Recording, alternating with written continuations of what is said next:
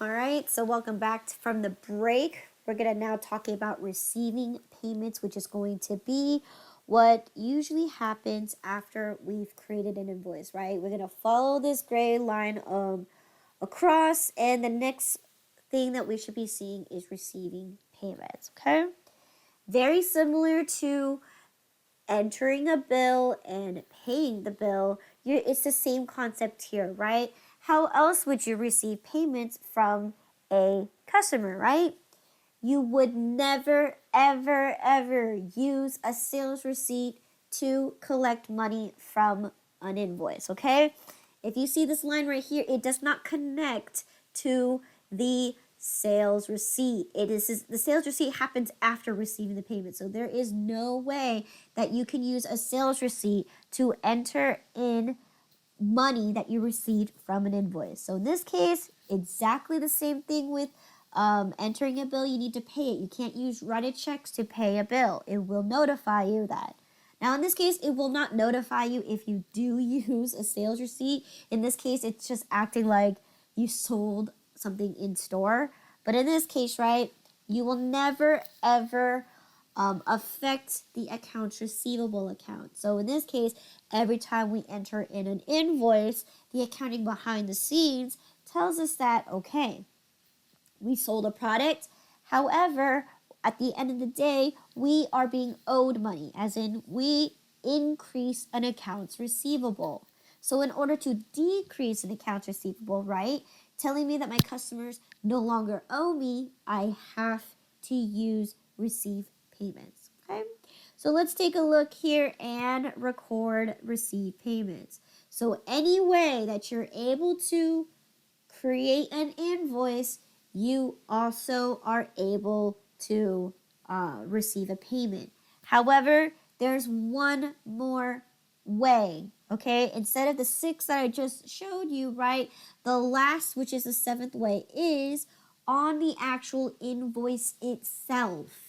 You have the option to receive payments as well. So if I really wanted to and say that Mr. Bob Mason decides to pay for his stuff, I could go ahead and click on his invoice and to be able to receive my payments there. But let's go ahead and check out that window real quick. So if I go ahead and click receive payments right here on my home page, okay? So this is what the window looks like. It looks like this. It looks like, well, how did you receive the payment, okay? And who's going to make the payment and what's going to be paid. So in this case, right, I'm going to go ahead and receive my payments from, other than that, Mr. Bob Mason, okay? So Bob Mason, since he owes me a lot on his end, and not Ron Berry. I want Bob Mason. There you go, Bob Mason. So if I go ahead and click on his name, what's going to happen is it's going to show me all the invoices that Bob has owed me, okay? And in this case, right, like I've mentioned before, a customer can pay for multiple invoices if they wanted to. And we'll take a look at that when we talk about Maria Cruz, right? But in this case, if Bob Mason decides to send us a check and it's for a particular amount, then your assumption is it's got to be for this invoice. So in this case, right, crucial information is that you do need to fill in this information first before selecting the invoices that Bob is paying for. Because in this case, right, we need to make sure that the amount that Bob is paying for is going to match one of the invoices that he's paying for. So in this case, let's take a look here. So we're going to be receiving check number 5256. Okay, so it's a check. Okay, check number 5256. Okay, and it's going to be we received it on the 28th of January. Okay. And it's for the amount of, let's see, Bob Mason in the amount of $401.39. Now, when we type this in here, right, because again, You receive the check, right? You cannot just select which invoice he's paying for, right? You have to take a look at the amount that they've sent us a check for, and you're going to match the one that it should go for. Now, in this case, if I click away from this, it's going to automatically say, oh, they're probably paying for invoice number 3947, right? Which is matching the total amount of the 401.39, okay? So in this case, that is completely acceptable. Now, what if Mr. Bob decides to send us a random check for the total amount of $350, okay? Let's just say $350. Which one is he going to pay for? Well, in this case, right, we do have some option here, right? Usually when you do receive a check and it's not specified for which invoice, they're just making a partial payment, then you're going to choose the oldest invoice that you have, because again, they still have opportunities to pay for future invoices or the ones that you just issued recently. So in this case, that $300 could technically go for invoice number 349. Now notice this, when it's $350, right? Down below, it's telling me, hold up, you have a partial payment. So in this case, right, we'll talk about that in a second, but it's for 401.39.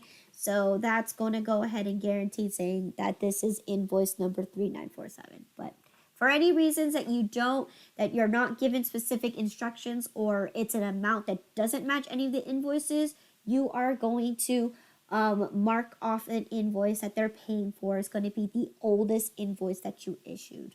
Okay.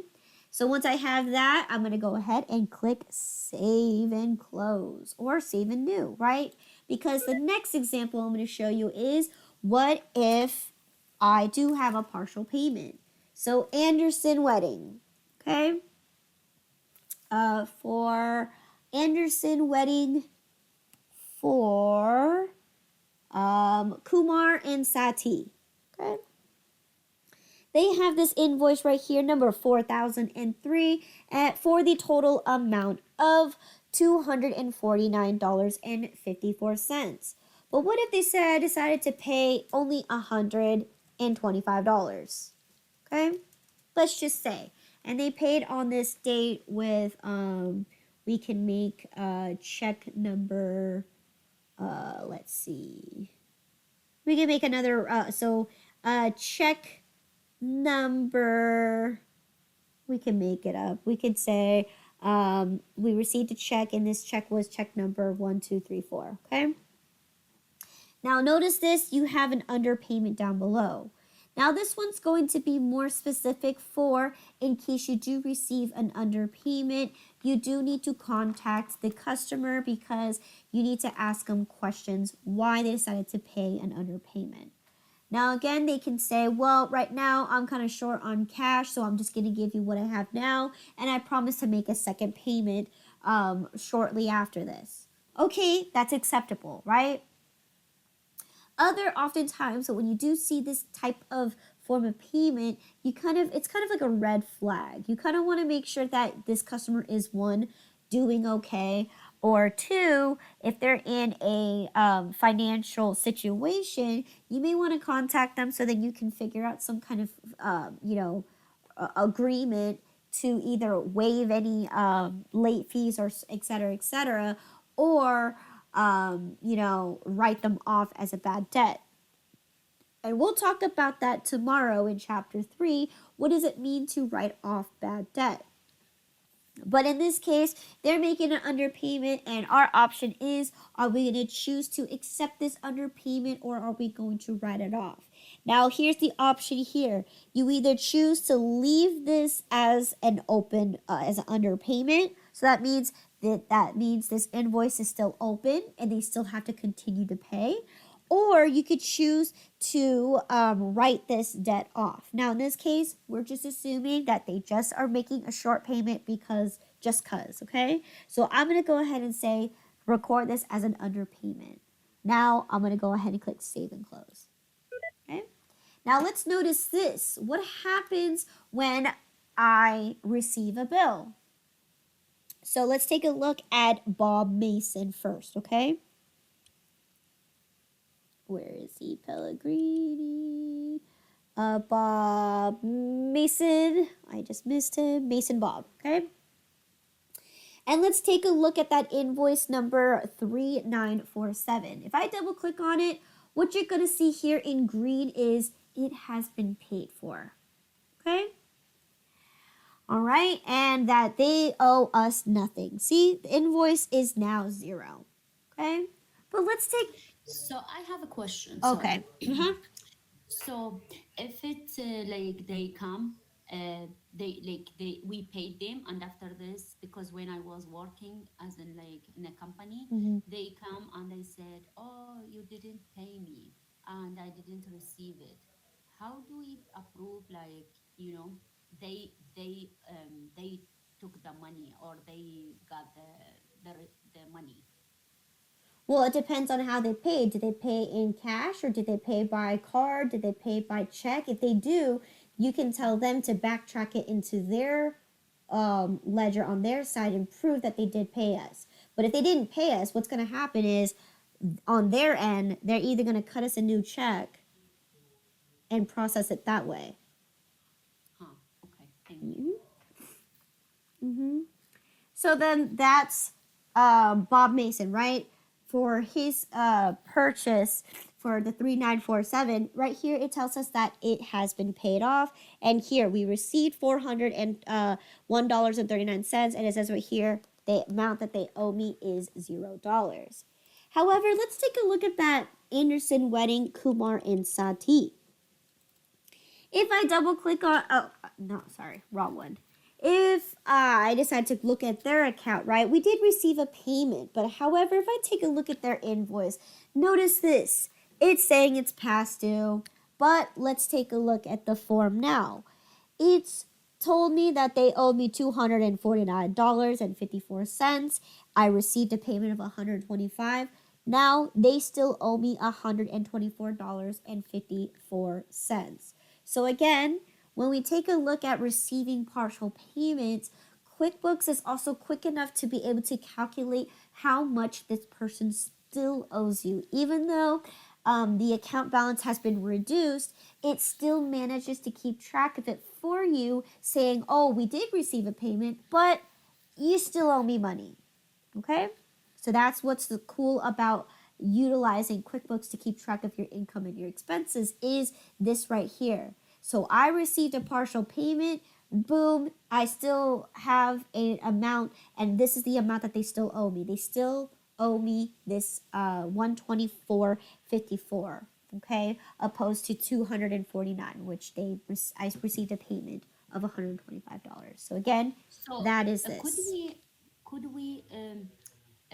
what is called it scheduling the payment, like if we pay like every month, for example, or every 3 months, um like just to keep tracking like what is going on, could we like schedule it and like uh, give uh give us alert, like you need to pay for this person in this time?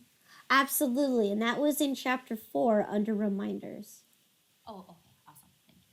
Okay, yes, so yes, you can schedule your payments, and even better, you can also create those transactions so then when it does come to arrive, all you have to do is click and save the transaction and it will pay it for you automatically. So yes, you can set up that way, right? It's just like in real life, right? You can set up automatic bill payments. Yes, you can. QuickBooks does the same thing as well, right? Yes, you can schedule those. But in this case, we're talking about receiving payments from customers.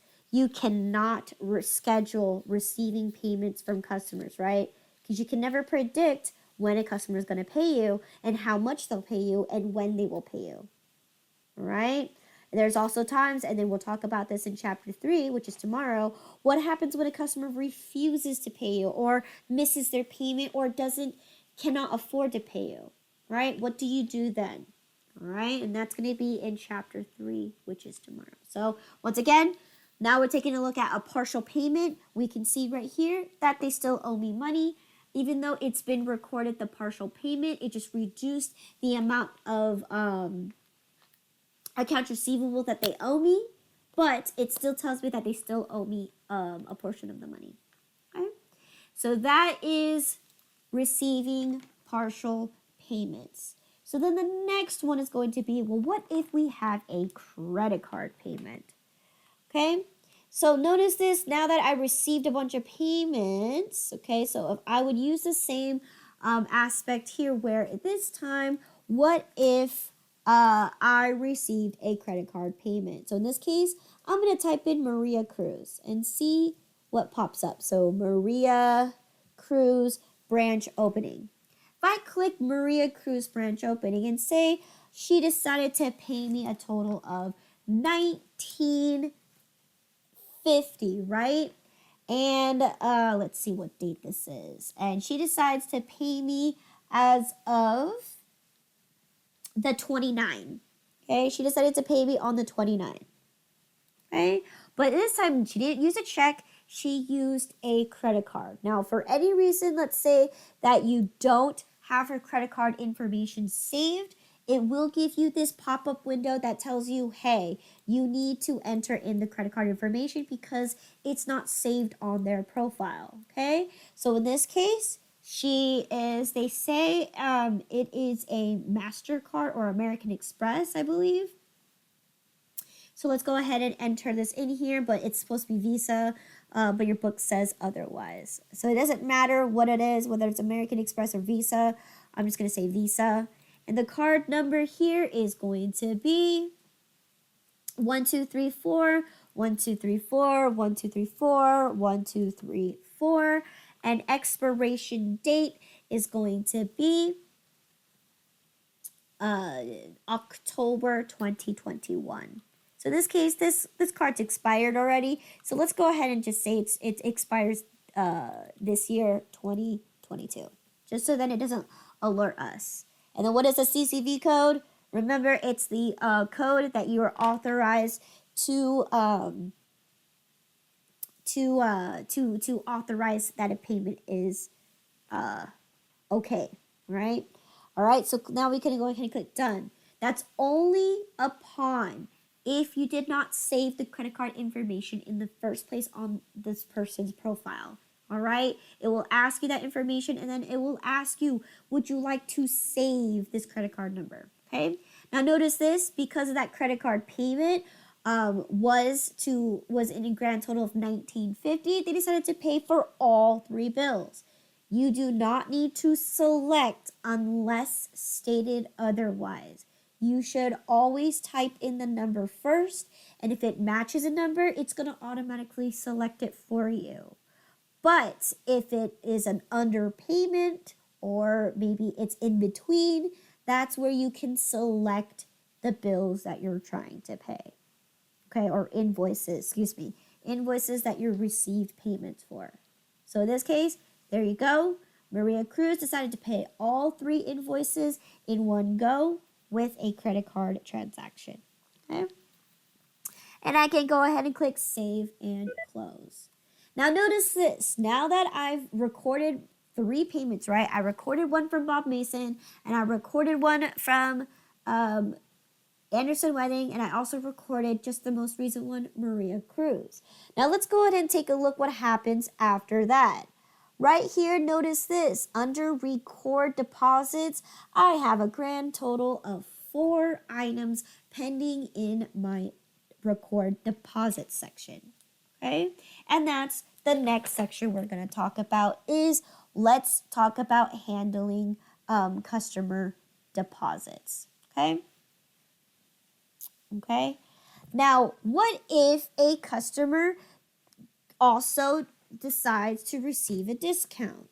Okay, so we'll get there in a second. So in this case, let's go ahead and record a payment if a customer is going to take advantage of a discount. Well, if you remember what terms do, right? Bob Mason is going to be an example of a term that we have provided to him. So if I click on Bob Mason, what you're going to notice is that if I received a payment from this individual, right, he actually gets a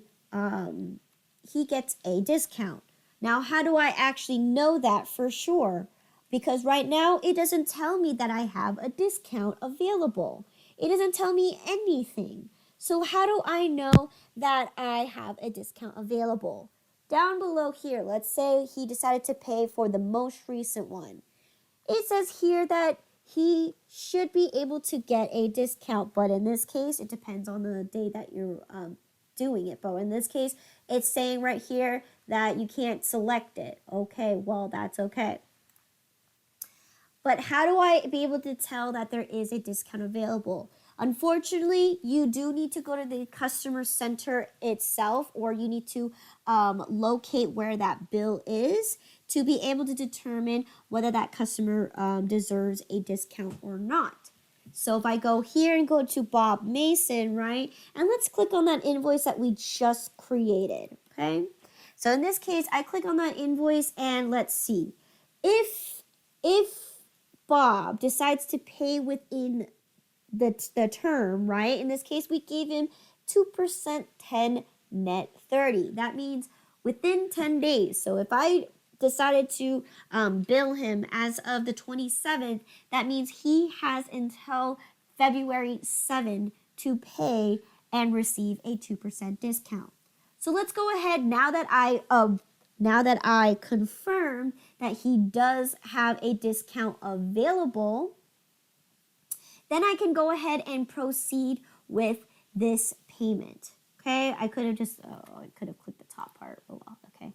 So in this case, here we go, receive payments, and then I'm gonna do Bob Mason once again. Okay, Bob Mason, and let's click on that invoice right here. Okay, and let's say he decided to send us a check for the less amount, okay, and he's paying on the 31st, but this time he wrote a check for $151.45, which he paid on the 31st of January.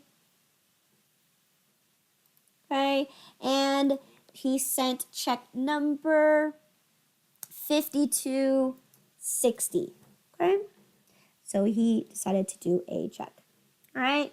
Now, because he sent me an amount that's significantly less, right, he's attempting to pay for this one right here. So I'm not going to click on this one. I'm going to select this one. Now, notice this. It tells me the discount due date is as of February 6th. Now, in this case, it didn't pop up when we looked at it at the beginning, but in this case, he's paying for this one, right? Because he's receiving a discount. Now, notice this. Because I entered in the amount and it's assuming that it's an underpayment, how do I go ahead and give him his discount? This one, you need to go all the way up to the top of the window, and that's where you can record your discounts and credits. So in this case, I click on this, and now it pulls up the information saying, okay, you're trying to record that this person is receiving a 2% discount, which is on the invoice right there for the 154. Okay? And in this case, it's already pre-calculated for you saying, okay, it's going to be a total of $3.09. What is the discount account? This is a sales discount. Okay? And what class does he belong to? He belongs to San Jose. Right? And then once I've recognized that I have this discount, that's where I have to apply it. So again, same thing with the vendors. You have to be responsible enough to remember and apply it. Now, in this case, it tells you right here that the discount is going to be on this date, so at least you can recognize it here. It notes you a little bit, but again, it is your responsibility to make sure that you do check those off. Now, notice this. Here's the total amount. This is the amount of discount. So the total amount he should be paying is $151.45. So that underpayment window section right here disappears because that is the correct amount that he's paying me for. And that's what we're going to recognize. And once everything looks good, I can go ahead and save and close. Okay. So now that I entered in one more payment, now notice this. Now there are 5 payments pending in my record deposit section. Okay. Any questions on discounts? So if you offer terms, you actually have to manually apply the discount. It does not do it for you automatically. Okay? Same thing with vendors. You have to apply it yourself. You cannot expect QuickBooks to apply it automatically for you. Any questions? No. Okay. All right. No questions? Okay. So let's go ahead and proceed. Yes, you have a question?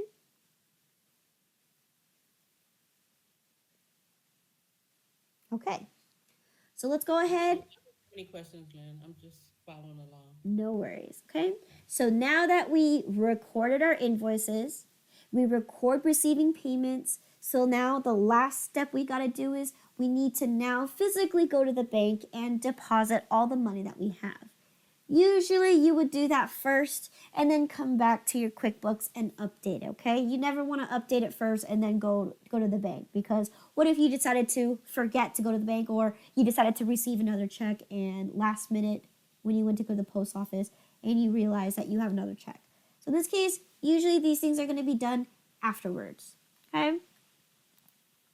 Now, I go ahead and click on receive payments record deposits, and here this window will pop up.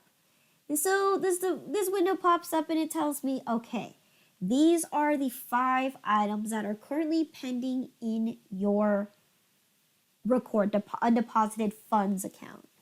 Now, rule of thumb is that you should separate your deposits accordingly, right? Just like when you go to the bank, right? They're going to make you separate your cash transactions with your checks and so on and so forth, right? They're going to separate it for you and then put it all together at the end. Well, in this case, it's not like the bank. It's going to be more or less similar, but the way they want you to organize it is based on what kind of form of payment you received. So rule of thumb here is checks and cash are always going to go first. Any EFT or any credit card transactions are going to be recorded last, okay? Why is that? I'll talk about that in a few seconds, in a couple minutes here. Let's all go ahead and focus on just our checks and our cash first. So in this case, right, we can filter our payments accordingly by what we want to do. So right now we're currently viewing all types. If I want to say I only want to look at cash and checks only, then you can go ahead and filter it that way. You can even record the payment methods by either by date, by number, by name, etc. But in this case, no, we don't need to be that specific. If we can filter it by cash and by checks, or just by form of payment, right? How did I receive my payments? Then that's good enough for me. So in this case, this is very useful, especially when you are a type of business that's pulling in a lot of money from your receiving checks and you're receiving cash almost every single day, and it's more than 20 people or whatever it is, right? You have a huge list. That's what the good thing about having this filter.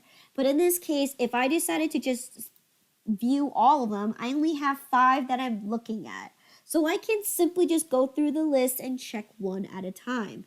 But in this case, no. I just want to make it checks and cash so I can see them and just go ahead and select them all. Okay, so I received four checks right now, and I'm going to go ahead and clear them out. So I go ahead and click OK. So here I'm depositing 4 checks, okay? And I'm even going to deposit a 5th check, okay? So that means you can keep adding to this list, because if for any reason you decide to add extra money in, whether it's money that you invested, right? You can add as much information as you like in this section here. If you remember from last week, right? This is also how we also record vendor deposits as well. right? And this is also where we also received a refund as well. Okay, so again, you can add as much information as you'd like here, but in this case, I already have these 4 checks pending in my receive payments, right? So in this case, I just transfer that information and carry it over here. Now, if I want to go ahead and add in my investments, so I can do that by putting in investments. Here you go. Inventory. Okay, so I don't have investments. What is it called? Contribution, owner's contribution, okay? And let's say the owner decides to pay to, so I'm gonna put owner's investment, okay? And let's say I wrote a check, okay? And this owner's investment that I added in here is going to be check number 13451, okay? And it's going to be in the grand total amount of $15,000, okay? So form of payment was a check, and there is no specific location, but I am adding $15,000 into the bank, okay? So yes, you can add your transactions as much as possible if you would like, okay? And then down below, you have this little section right here where you can claim cash back. Now, oftentimes, right, if you need cash back for any reason, whether it is having a petty cash fund, right, another form that you could possibly need cash back for is if you have an in-store sales and you need cash for your cash register, right? Cash registers are more or less similar to petty cash funds, except the idea of a petty cash fund the petty cash fund is for minor expenses. The cash register is for you to exchange money with your customers and clients, right? You never want to be at the store and be like, "Oh, I'm sorry, I can't break your $100 bill," right? You need to have some kind of cash in your cash register to exchange with your customers to give them exact change. So maybe that could be an account that you have to possibly create ahead of time to be able to get the cash back. So you would do the account here, right? In this case, I don't have an account for the petty cash store, so nothing there. And then you would put how much you need to have, okay? So that's that section right here. So once everything looks good and you're putting in a grand total of $16,146, you could go ahead and click Save and Close. So once you get that beep of approval, right, now it's telling you you now have only one pending deposit left in your deposits, okay? Now let's go ahead and take a look at my checking account. Okay. And here's my deposit for the 31st, right? It says it's split for the $16,146. So here it shows it to you that you made a deposit right here in your cash register, or I'm sorry, your checking register. So right here tells you now you have $27,000. Okay, so that's the most important thing, is that as we just did, right, we went from an undeposited funds right into my checkings account. And that is true in all businesses, right? You need to manually go to your actual physical bank to be able to put the money into the bank, right? You can't just be holding everything in a lockbox. It doesn't magically go into your bank account, okay? Now, let's talk about the next one. So if I go ahead and click on this, right, it's telling me that, boom, I have one more form of payment, and that's my credit card, okay? Here's a few things that you need to know when you are accepting credit cards as a form of payment. When you accept credit cards as a form of payment, you need to pay into these credit card companies, right? Because what they are doing essentially for you is they are more or less collecting the debt for you. Okay, that as in they are not having you hold responsibility for collecting the money, but they're doing it for you. So by doing so, you have to agree on some kind of terms because what they're doing is they're pushing the money forward to you for you automatically. So they're giving you an advance payment and the responsibility is going to be on the customer paying back the credit card company and not you. So because of that convenience, right, they're going to come formulate some kind of agreement terms with you to determine how much money to charge for the convenience of using this credit card company, right? Because they're collecting the debt for you. And all you're doing is you're receiving the money on the end, okay? So it could be a standard flat rate. So most companies that are like smaller mom and pop shops that don't really sell too much things, right? It could be a flat rate. So oftentimes if you see one of those stores that sell things that are like $1, right? They usually have a convenience charge. If you're going to charge on a credit card, it's a 50 cent charge. Or they could do a dollar charge, right? $5 charge, whatever it is, right? That is going to be whatever agreement terms that they fell on. Another one could be a percentage of the sale. Okay? Now, especially when you're collecting money that is as grand as $1,000 per transaction, then that's going to, then they're most likely going to agree on a percentage rather than a simple $5 fee, right? So in this case, how do I actually manually collect that? Now, in this case, credit cards. When we understand credit cards, it doesn't go to us, right? It doesn't go to our cash register or it doesn't go to our deposits, right? It actually goes straight to the bank account, okay? And the bank is going to charge you based on that criteria, right? If you have an EFT set up, right, and you say, I charge interest or a convenience charge because they're using credit cards, I'm going to charge them $25 for using a credit card or $5, whatever it is, right? That's the same thing here.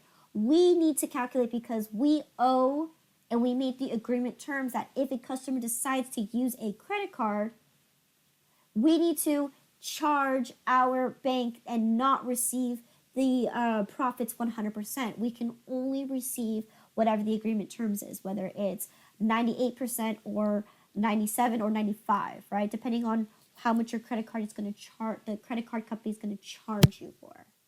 So in this case, right, I'm going to make sure that I have this, okay? This is going to be bank service charges because that's the convenience charge that they're going to charge me for. Is a bank service charge, okay? Memo. You could call this percentage of sales. Percentage of sales, okay?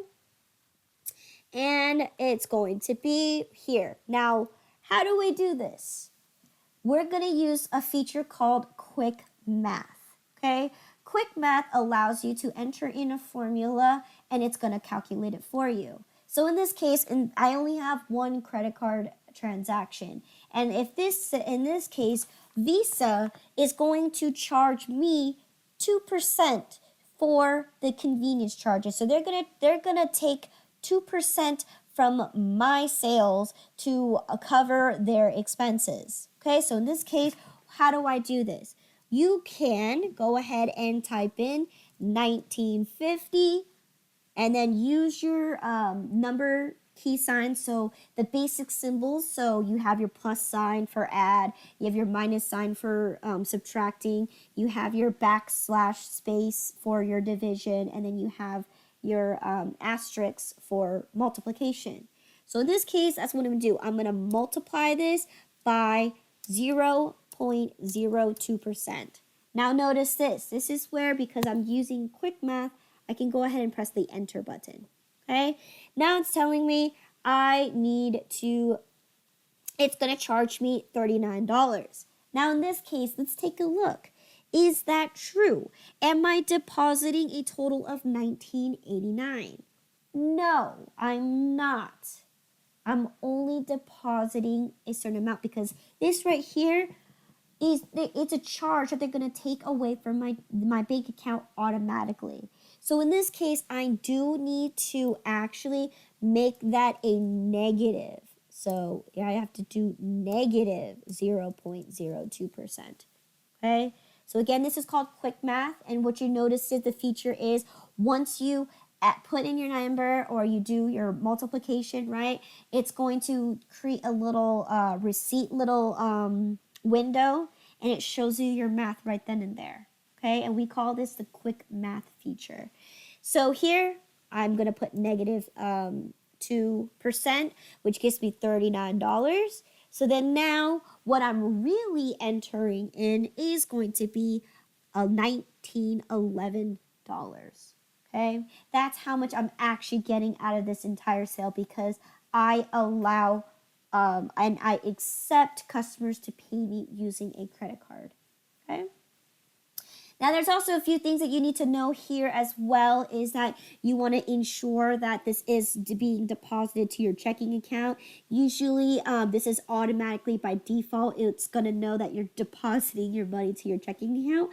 But for any reason that you are not depositing into your checking account, and let's say I want to deposit it into my savings, then you can change it at here. But by default, it should be to your checking account. Of course, you have to select the date too because you want to make sure that the day that you go in and deposit your money is going to be reflecting the day that you do. So in this case, it is going to be the 31st.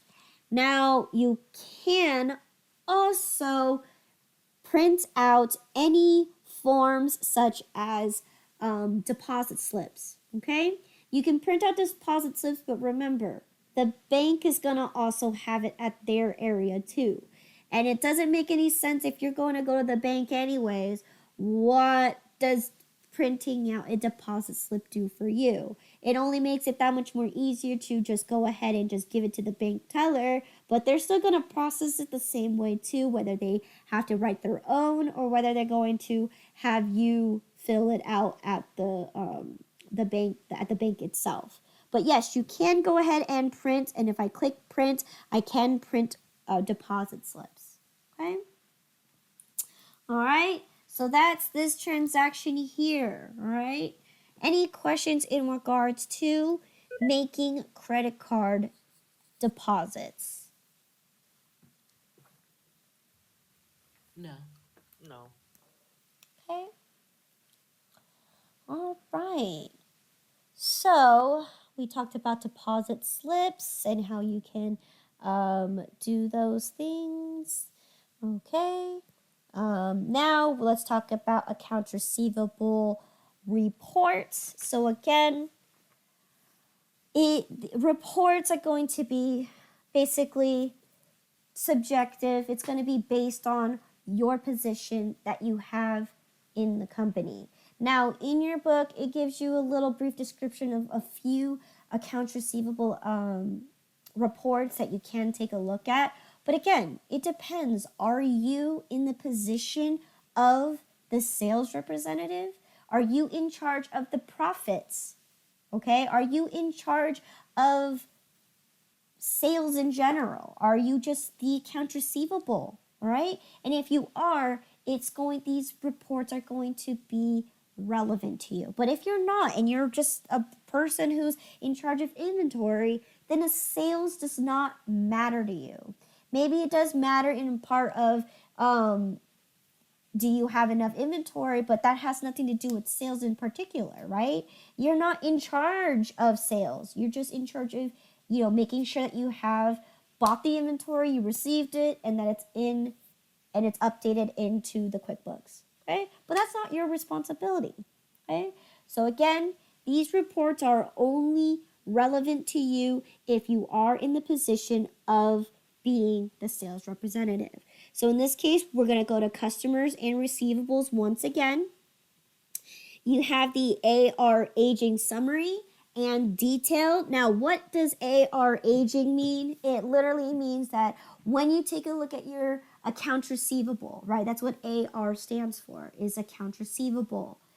Aging means how often is your customers paying their invoices. That's aging process, right? If you are invoicing people all in the month of January, are they all paying them off in February?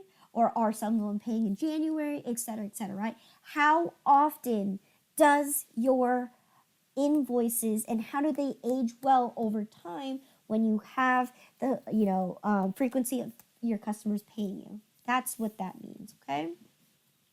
You even have customer balance summaries in detail. So once again, if I were to click on this, right, I can see the list of my customers and their information saying this is what I invoiced them for, right? So again, Bob Mason once again has been invoiced for plenty of things. We even received payments and he received a discount. Okay, so it's just going to be depending on that information. So this basically gives an overview of the amount of invoicing that they owe, and payments and things like that. Okay, let's also take a look at other ones. So we already looked at open invoices, right? When we see that there's a bunch of invoices that are open, we can see a report based on how much people owe me. Okay, collections report, meaning how much money we collected. Okay, and accounts receivable graph. So yes, you can make graphs on this, and we'll talk more about that in chapter 6 when we do reports. But other than that, that's just the basic reports that you can do for a typical accounts receivable position. Okay, or someone who's just in sales. Now in this case, we can do that, or we can actually go to sales. Sales is definitely going to be something that's really huge because again, this chapter is talking about sales. So we can break down our sales based on sales by item, sales by customers, right? Sales by item, sales by representative. Who sold what items, okay? So that's what's really cool about this is you can do by customer too. Maybe you sold a lot to a particular customer. You want to run a report on that. Okay. So let's take a look at sales by item report or detail. Okay. Here, I'm going to go ahead and click change this parameters to all. So this one tells me, okay, how many cameras did I sell? Well, I sold it on this invoice and this invoice. How many picture frames did I sell? I sold it here and here and here, right? This is called, and it tells you the number too. I put, for this invoice, I sold 1 camera. For this invoice, I sold 1 camera, giving me a grand total of 2 cameras sold. So in this case, this is very, very important when you are looking at how many items you sold throughout, your entire company, right? This is important for looking at what items are more profitable or what items that you sell more often for, okay? And which ones that you need to up your products for, okay? So that's that detail there. Let's see. Let's take a brief look at other reports here. We have sales by representative, again, sales by item.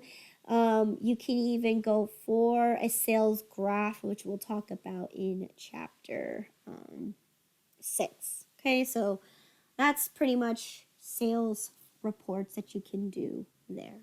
Okay. So any questions in regards to reports that deal with accounts receivable or sales? So in this case, it's just primarily sales. Any questions?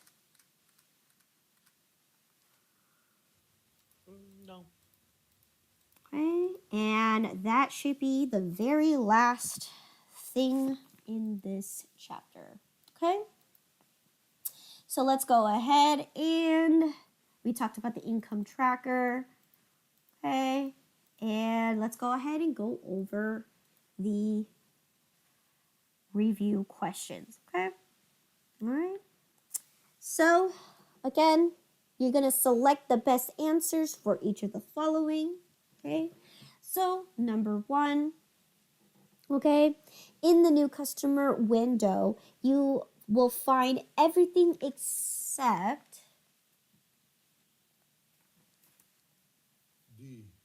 D, year to date sales information, right? Because in this case, you're just filling in customer information.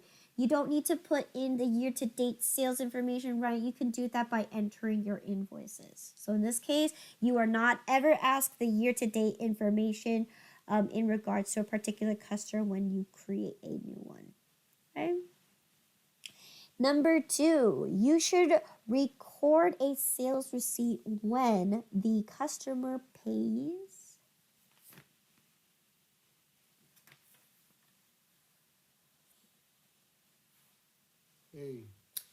A, by cash, check, or credit card at time of sale. So the most important thing is when a customer pays at time of sale. Okay, so if they come into your store and they pay you right then and there, you use a sales receipt. Okay. Number 3, okay, which statement is false? So you have to find the one that's not true.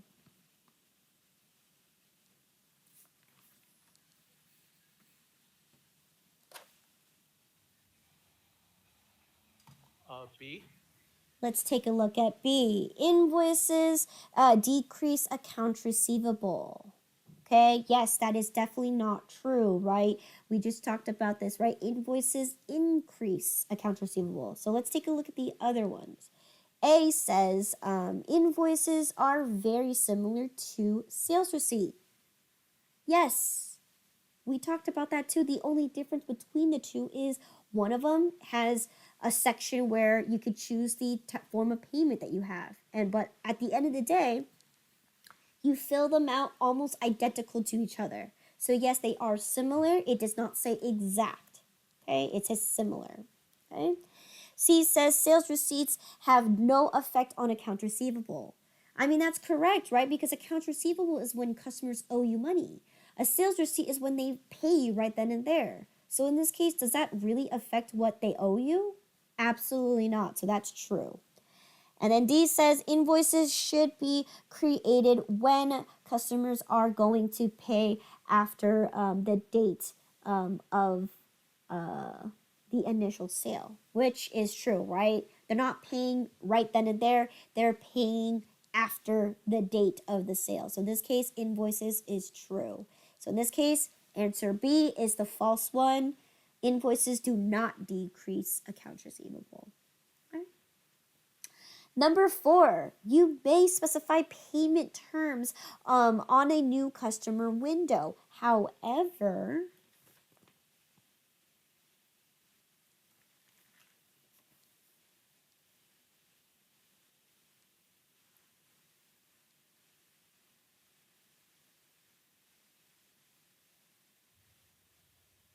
D.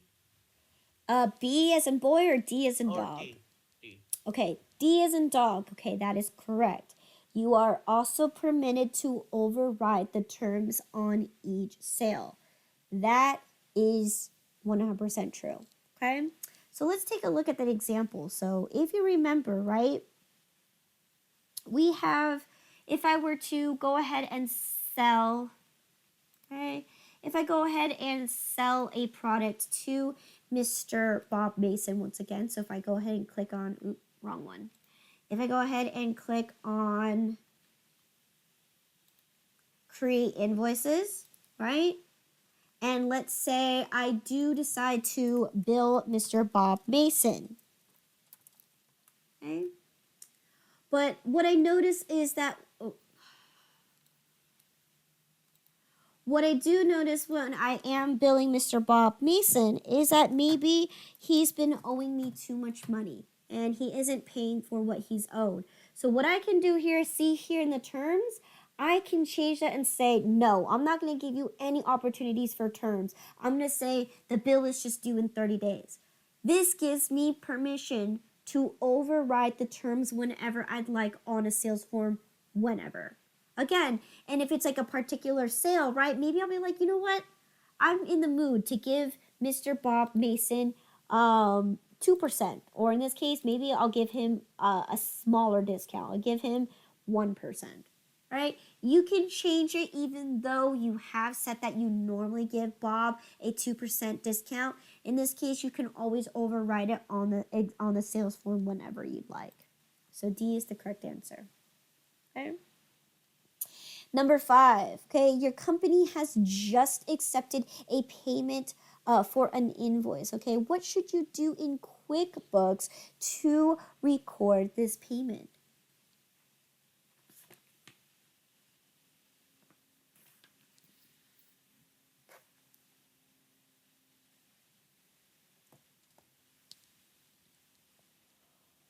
D. D, receive the payments by clicking the receive payments icon on the homepage. Yes, right? You're always going to just receive the payments by receiving the payments. Let's look at the other answers, okay? A, open the invoice by clicking the invoices icon on the homepage. Does that have to do anything with receiving a payment? No, you're just, in this case, task A is to open an invoice. B says create a sales receipt by clicking the sales receipt icon on the homepage. In this case, is that any means of receiving a payment if I use a sales receipt? No. You can never use a sales receipt to pay or to receive a payment from a customer. Okay? And then C says, make a deposit by clicking the record deposits icon on the homepage.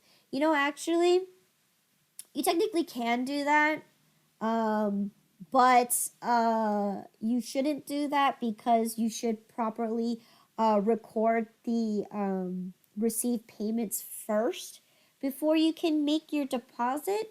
But technically, yes, you can do that. It just will. It's like the same thing, right? You can't use write a checks to pay for a bill, right? You have to use bill payment. In this case, he's just gonna warn you that, or hey, are you sure you're not? This is correct. Okay, so in this case, yes. D is the correct answer. All right, number 6. Which statement is false?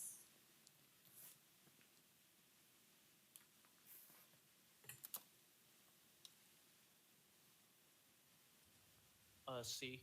Yes, PO numbers is required on all invoices. No, you don't have to have a purchase order number at all, right? If it's a sales receipt, do you think they have a purchase order number? No. If it's an invoice, is it required at all times? No. But if this person was to purchase something for you or contacted you, right, it would be a sales order number, not a purchase order number. Okay. Number 7, okay? To record a deposit in QuickBooks,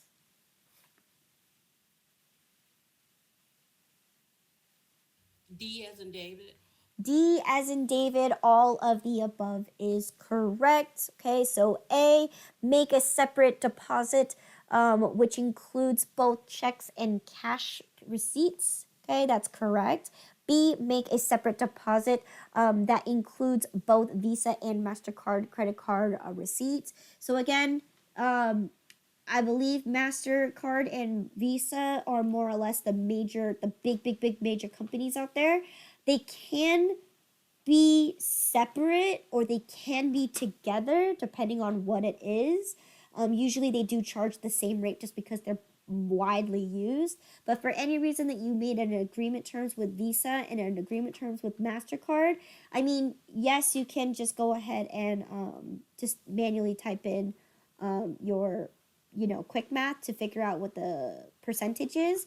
But yes, typically you would categorize all credit card transactions separately from checks and cash, okay? And then C, make sure that each deposit total matches the bank feed or the bank statement. So again, yes, you definitely want, again, you want to make your deposit first at the bank and then come back and match it up afterwards, okay? You update your QuickBooks after you make the deposit by going in physical bank first, okay? Just a rule of thumb. Number 8, okay? Your company has just received an order from a customer, okay, who will pay within 30 days, okay? How should you record this transaction in QuickBooks?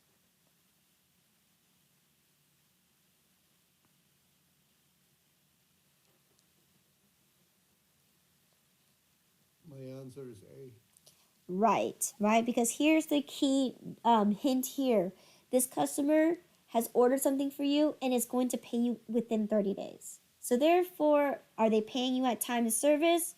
No, they're choosing to pay you after the service has been completed. So in this case, you are 100% going to create an invoice.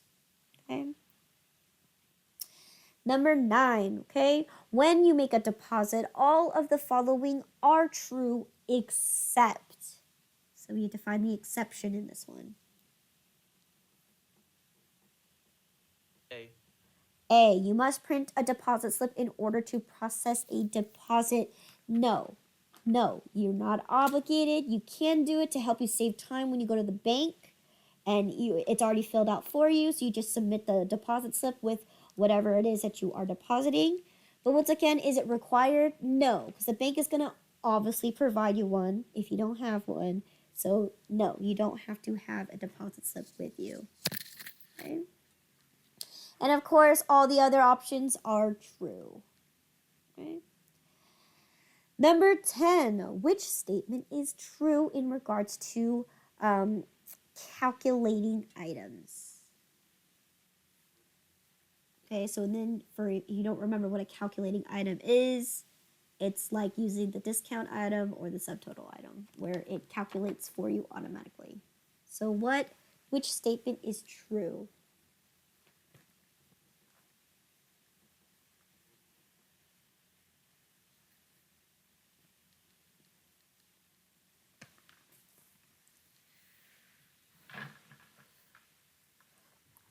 D. D is true. Good. So in this case, right, if you remember calculating items, it does only calculate the preceding line above it, and it calculates that amount. It does not calculate the whole entire amount, right? You have to use a subtotal line in order for you to be able to take the line above that. But that is correct. D is it only calculates the amount from the line above it. Okay, preceding line. Okay. All right, number 11. Okay, when creating a customer record, okay, which statement is false?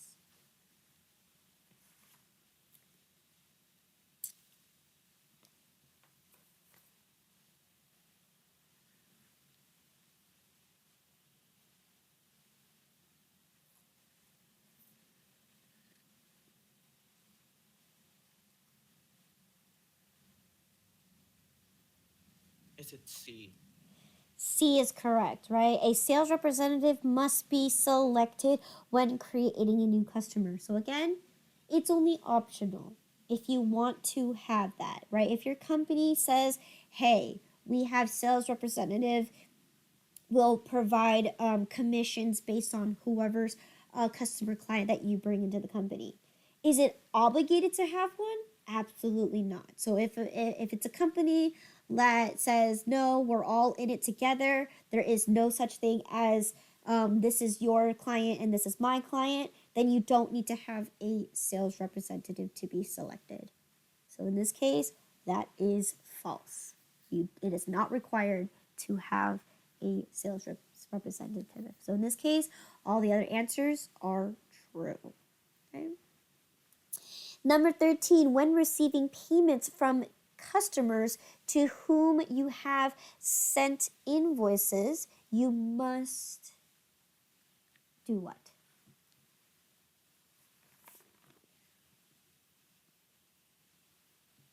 C.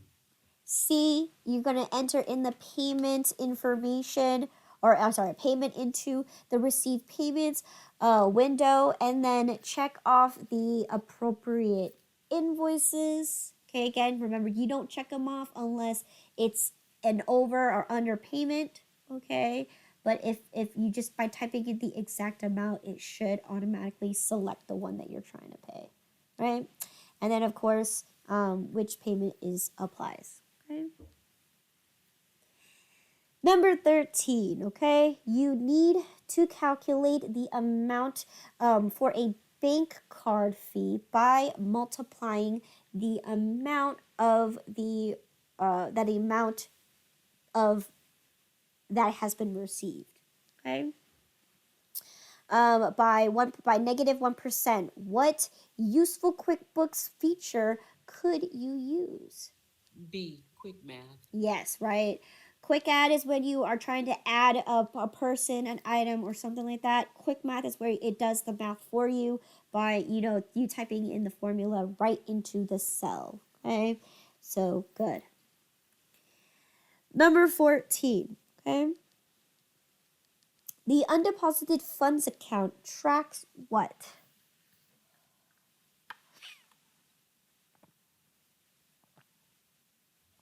B. B, funds that have been received but not yet deposited. Correct. Okay. Last question of the day, question number 15. Okay. After entering an existing customer in the customer/jobs field of an invoice, okay, and a customer job is not found, okay, dialog box opens up to say that the customer is not on the customer's list, okay. What should you do? Okay, so in this case, the customer does exist, but because when you typed it in, the dialog says that this customer does not exist. What do you do?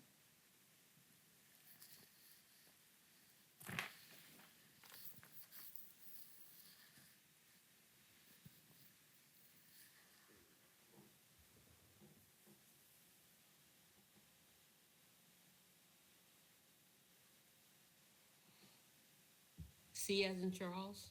C as in Charles is correct, right? Because in this case, right, the key word that we're looking at is when entering an existing customer. This customer already exists. But for some reason, you get that dialog box where it does not exist.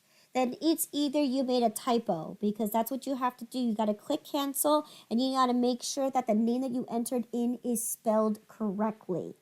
Okay, because oftentimes we're humans, we make typos, and sometimes we just can't see that person. Well, what do? And then if you accidentally click tab, then it's going to show you that dialogue. Are you going to quick add them? Are you going to set them up? Or are you going to cancel? So in this case, because this person already exists, you probably just made a typo. Okay, letter C is the correct answer. All right. Okay, any questions in regards to chapter 2? No. Okay, so for homework tonight is to go ahead and read chapter